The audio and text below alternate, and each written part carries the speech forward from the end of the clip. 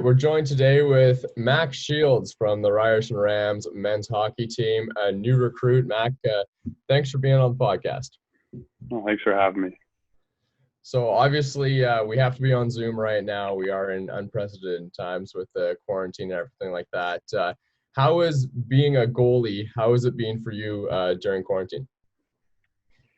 But I think it's like a lot of people right now. There's so much uncertainty, and our season's been pushed back to January, and there's still some things up in the air about it. So it's from the hockey side, it's been definitely a different summer trying to prepare, and this is the longest I think I've been off the ice for that long. So there's definitely challenges, but there's also some opportunities. I've had to work on some things off the ice that I've been kind of pressed for time in the last few years. So I've been able to take care of my body a little bit better. So there's ups and downs, I guess. What kind of stuff are you doing to stay in shape? Well, luckily I'm out in Saskatchewan right now, so the gym's opened up quite a bit earlier than out in Ontario. So I've been able to go to the gym, and definitely different programming. Usually you have about 4 months of an off season. So I've been able to put on a lot more size this year and hopefully be able to turn to a more cardio phase with the season coming up. So I want to take you back when you started out playing hockey in the prairies. Just right off the bat, what got you into hockey, and what's your motivation to play? Yeah, growing up in Saskatoon, hockey is very dominant. Anywhere in Saskatchewan, really. Like any small town you go to, you make a lot of connections because everyone just loves hockey out here so much. So it was very natural for me to gravitate towards that sport. And one of the biggest motivations, I guess, was our local junior team in the Western League, the Saskatoon Blades. That was one of the big things as a kid growing up. You go to the Blades games, and spent a lot of time at the rink watching those games, and that was kind of the motivation. I know a lot of people probably out in Ontario, you watch the Leafs growing up a lot more, and so you're thinking about that. So honestly, one of the biggest things for me was I just always thought playing in the Western League would have been just the coolest thing ever. So that was what my motivation always was when I was younger and trying to make my way up the ranks. So most kids, when they start out playing hockey, they say, "Oh, I want to be a defenseman. I want to be a forward."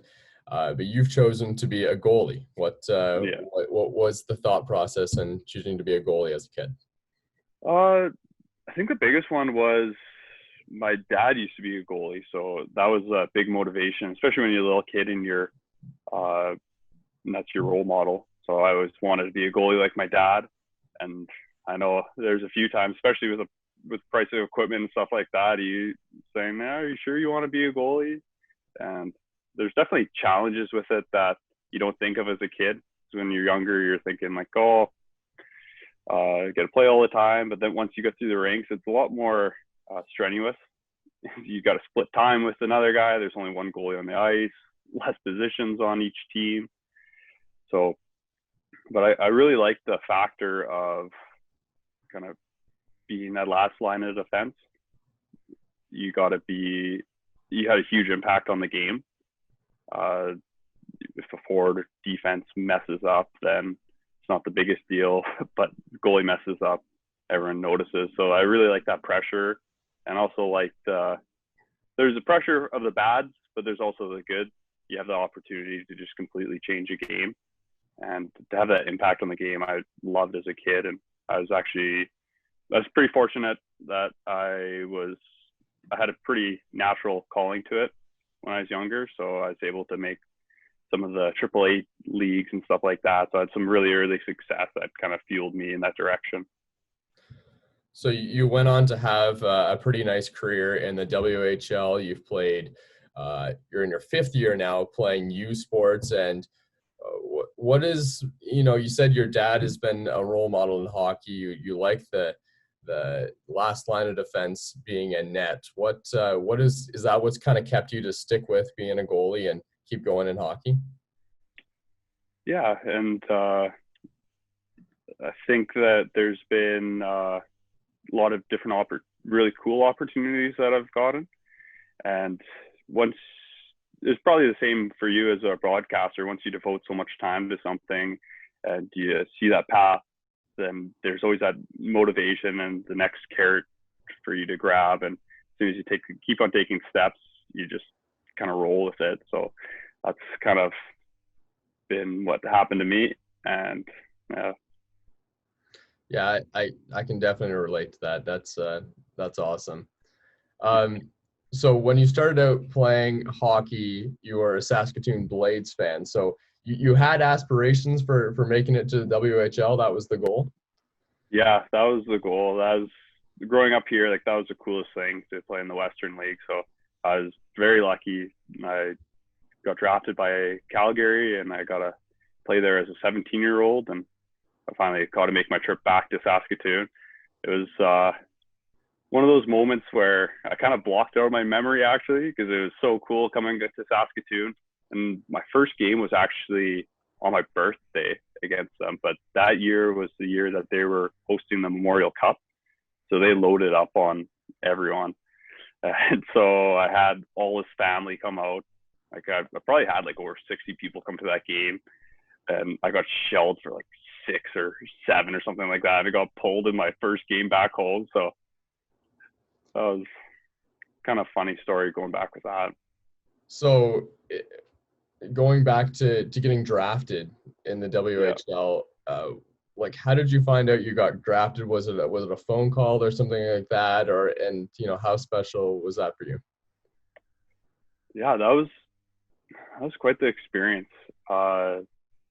Going into my second year bantam, we have a little bit of a different draft year out in the Western League than Ontario and Quebec. So we actually get drafted in our second year bantam instead of midget, which I think is Ontario and Quebec. So going into that year, I knew I matched up really well with other kids my age in the province. It's a little bit difficult because we don't really venture too far out of our provinces besides like some summer hockey. So I knew I was in a pretty good position to get drafted. And yeah, it was just being a young kid, it was just so surreal having these Western League scouts call you. So that's kind of how it all started. Probably around Christmas time, you started receiving different calls for interviews from the scouts to get a little bit more information about you. And yeah, so going into the draft day, I felt pretty confident. I had a pretty good season and ended really on a strong note. And I talked to most of the teams. So how it worked back then is they did like a live stream on the internet. So it was actually a school day, but I convinced my parents to let me stay home so I could just kind of go through. So yeah, I basically spent the whole morning just watching people get called until I was finally called to Calgary, which was kind of a shock to me because I was actually one of the 3 teams that I actually didn't have a phone call with beforehand. So I was super happy to go there. In Western Canada, Calgary is like one of the staple cities out here, and they're owned by the Flames group. So we get to play out of the Saddledome, and you get to share that ice with the Flames. So that was a really huge moment for me. And getting drafted by Calgary as well, that's a little ways from home, right? Yeah. You only have a few options in Saskatchewan. So when you went to Calgary, what was it like living away from? Was this the first time you'd lived away from home? And did you like live with a billet family or something like that? Yeah, it was first time living by myself or with a billet family, and I was really fortunate because I got one of the best billets. So I got in there at the same time Jake Vertanen went. He was like the first overall pick in the dub that year, so they definitely threw us in the best billets house possible. So that made it like really easy transition. Our billets, they had some other players before, and they knew what they were doing, and they took such good care of us. So they made it like such an easy transition to move away. So the first game log I could find for your WHL career was a game at the Scotiabank Saddledome, where you lost in a shootout to the Prince Albert Raiders 5-4, and you played against Leon Draisaitl and Josh Morrissey. Does that ring a bell to you? Yeah, no, I remember that game quite well. Well, those guys were still young at the time, so they weren't as pronounced. Like, they were good coming into the league, but they still had, like, there's other guys on the team that I really remember playing against a little bit more. I definitely remember those guys next few years, but they had also, like, McNeil on that team. I think he played for in the World Jays that year. So it was definitely a pretty strong team to go up against for my first game. Yeah, and Jake Vertanen, your teammate, would go to the play at the World Juniors as well. Yeah. So playing in the Scotiabank Saddledome, you're definitely getting some fans out there. Was this like the most fans you've ever played in front of, making in your debut? And what was it like stepping out on the ice in the Scotiabank Saddledome?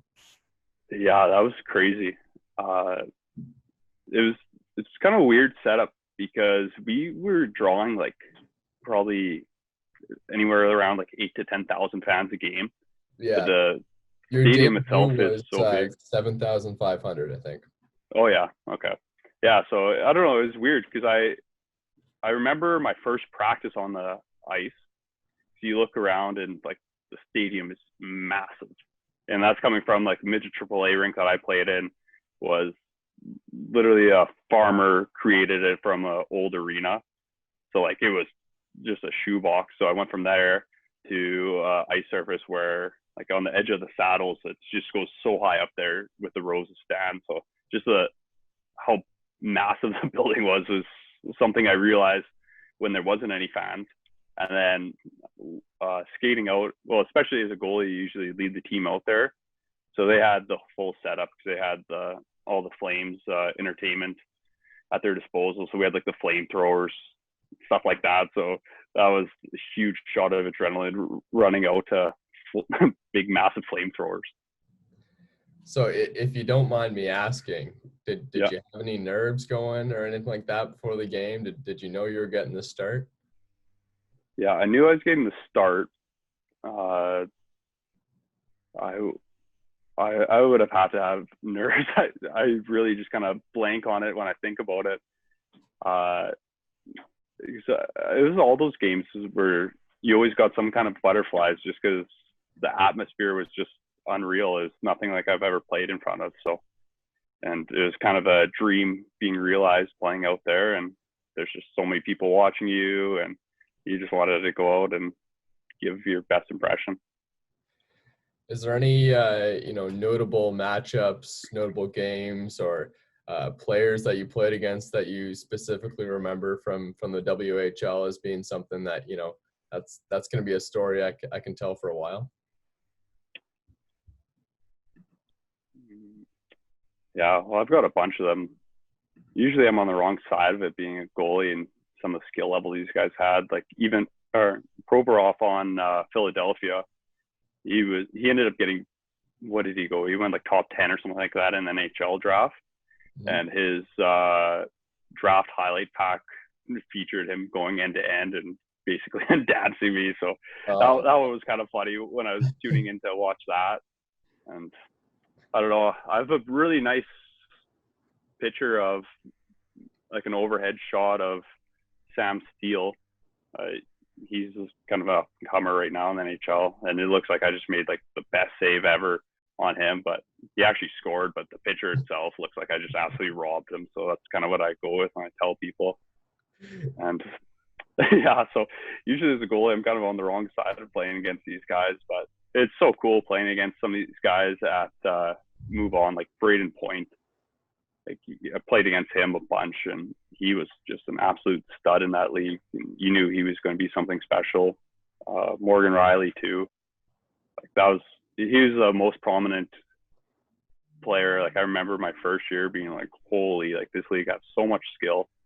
So I've never seen a player, and you have to like remember in the Western League, like everyone is kind of the same skill level. Like everyone's a good player being there. but he was just like head and shoulders above everyone else. So I remember watching him a lot too. I mean, like, this guy's just so dominant. Well, there's got to be a psychological side to being a goalie as well. You're playing against a lot of guys and with, you know, immense talent, and Mm-hmm. you know, sometimes as a goalie, there's just nothing you can do. If you go out there one night and get shelled or something like that, how do you bounce back from that? That's something I always try to pride myself on. Like, even as a kid, like, it happens to you, you get shelled. So it's just a mentality. So I try to be kind of like a calm presence back there.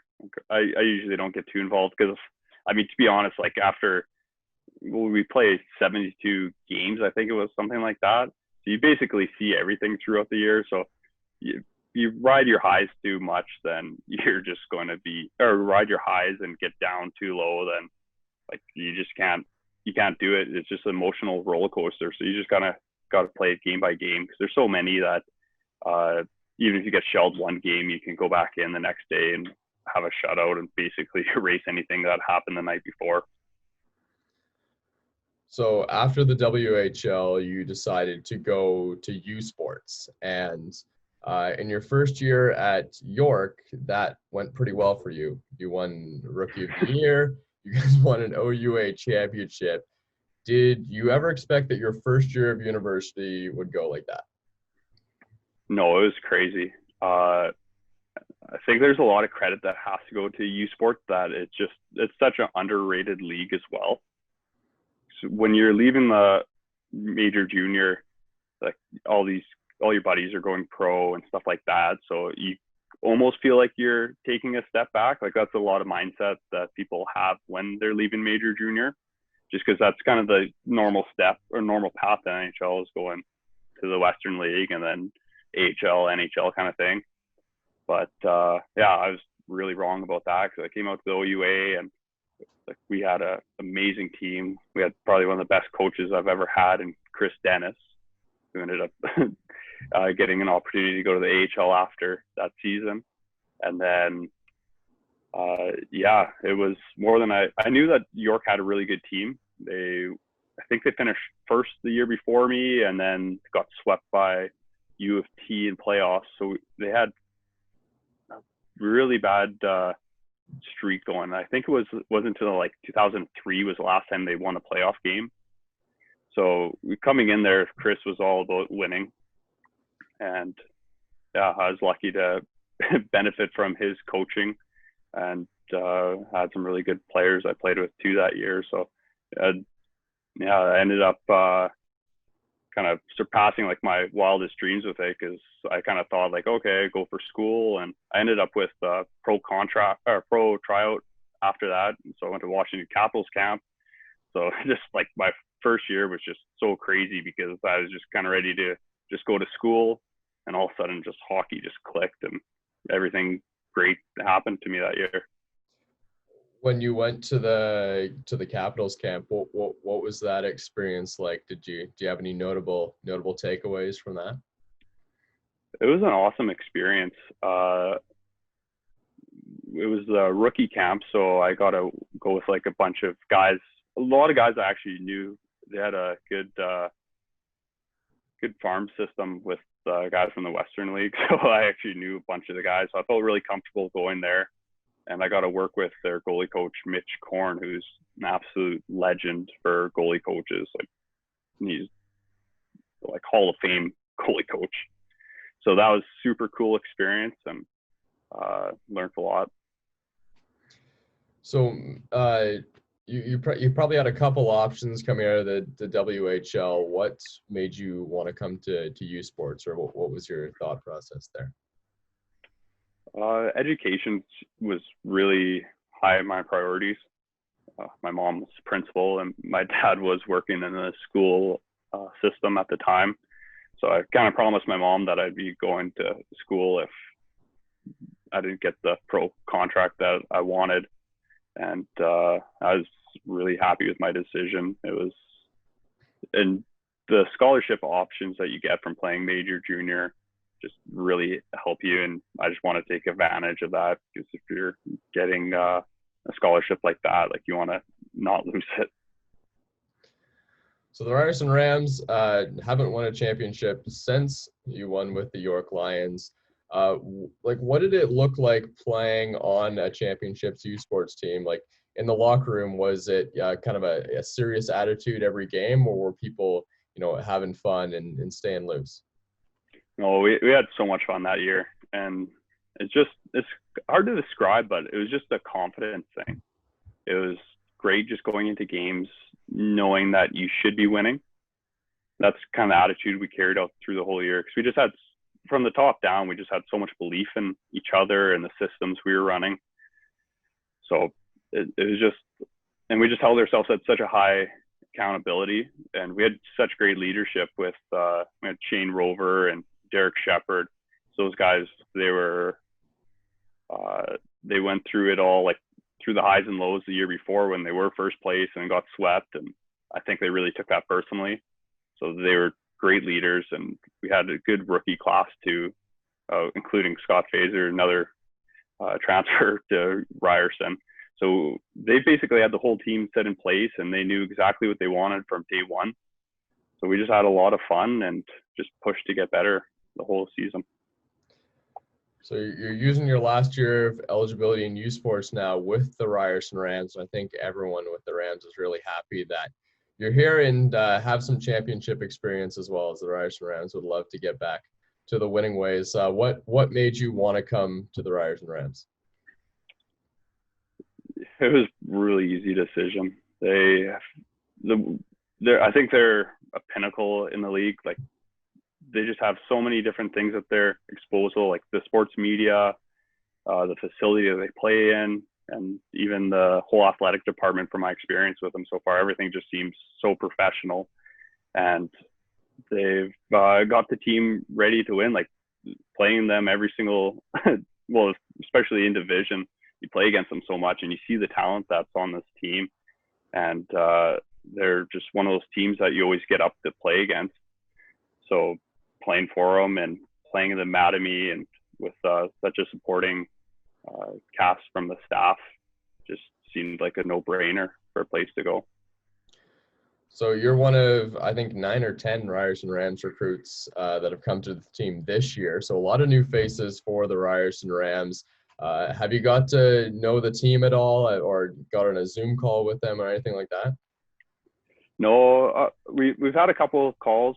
Our coach, Johnny Dugo, has been doing a pretty good job of kind of keeping us in the loop with everything. And we've had a couple of meetings here and there, but at the same time, it's just no point of overwhelming us with stuff when we're not going till January. So it's a little bit tougher with being out in Western Canada. I know that a lot of the guys have been able to get some workouts in and get on the ice together. So I'm really looking forward to, if there's opportunity for a season this year, that to meet all the guys, because I heard a lot of great stuff, especially with some of the teammates I've had in Toronto. A lot of them know the guys on the team and have some really good things to say. So I think it sounds like they have a great group of guys, and I really want to look forward to meeting them and getting thrown into that group.